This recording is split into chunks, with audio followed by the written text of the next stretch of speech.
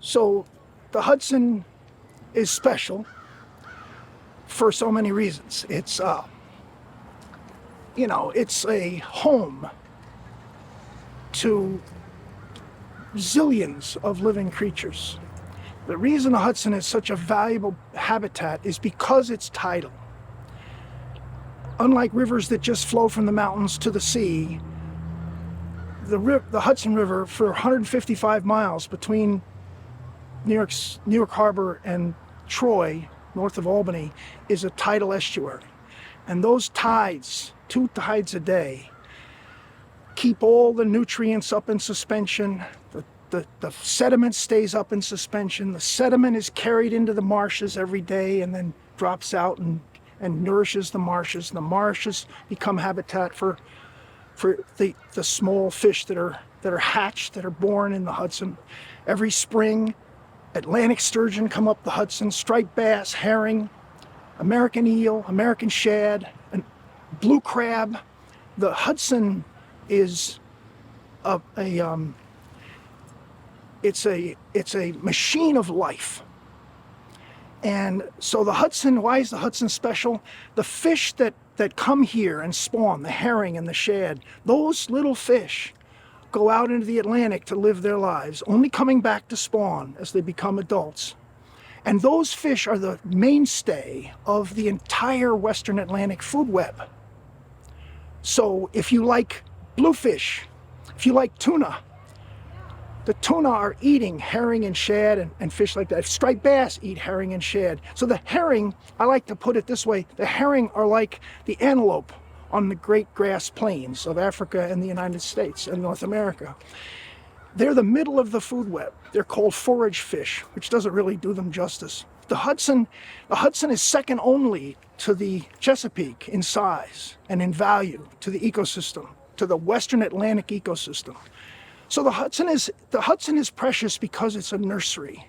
It's a spawning ground, and it's a nursery for vast amounts of life, in spite of the fact that we've machined that life down to within 1% of what it historically was. So, a lot of the people here, and I have no issue with people saying, well, we want to be able to swim in the Hudson. I grew up swimming in the Hudson. But that isn't the Hudson's purpose. The Hudson isn't for recreation. Hudson isn't to be used. The Hudson is a living organism that needs to be protected. And to put this in context here a little bit, they're talking about dumping tritium-laced water because it suits their bottom line. Right? It suits their bottom line. Now, the Hudson is already the United States' largest federal Superfund site because of General Electric's PCBs. The Hudson isn't some virgin river, untouched river on the north slope of the Brooks Range in Alaska. The Hudson has been beaten and beaten and beaten and beaten since Europeans got here. And now, the public has a new sentiment. And we see that sentiment. We see it in the Bond Act that was just voted for. The public voted for money to be set aside for the environment, including the river. The Green Amendment was passed, this constitutional amendment saying people have the right to clean air and water.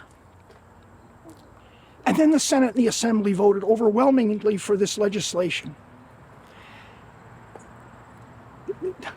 The governor was elected to lead.